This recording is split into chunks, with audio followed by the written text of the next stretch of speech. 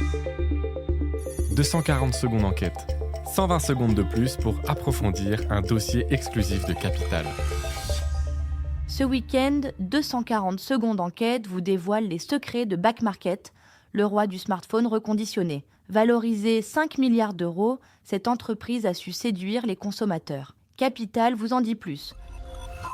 Vous revendez votre téléphone, vous en rachetez un autre à prix bradé. Entre les deux, Back Market prélève sa commission, environ 15%, sans jamais toucher l'appareil. En 2023, la plateforme a généré 321 millions d'euros de chiffre d'affaires. Et pourtant, elle ne possède pas un seul smartphone en stock. Back Market, c'est avant tout une place de marché qui met en relation des consommateurs avec 1800 entreprises partenaires spécialisées dans le reconditionnement. Ces reconditionneurs sont installés à travers le monde, notamment en Italie ou en Roumanie. Charlotte Soulot, directrice générale France, nous a confié « Le sourcing est un enjeu majeur.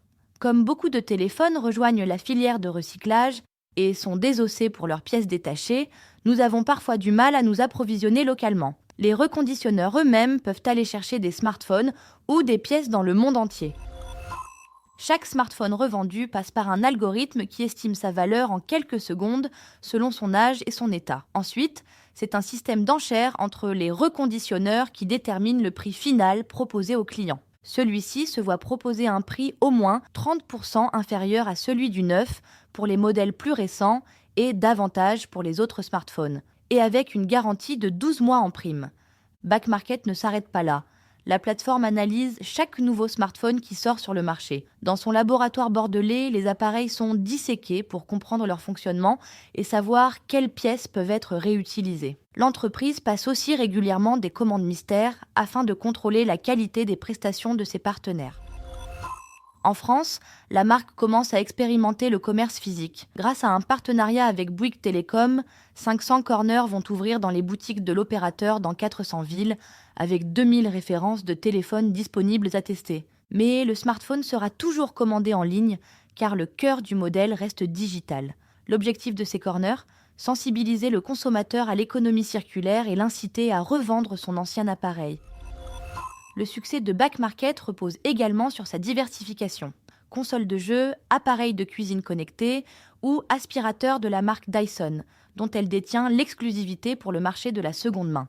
L'entreprise aux 700 salariés vient par ailleurs de lancer une offre de réparation illimitée sur smartphone, tablette, console de jeu ou appareil photo contre un abonnement de 6,99 € par mois.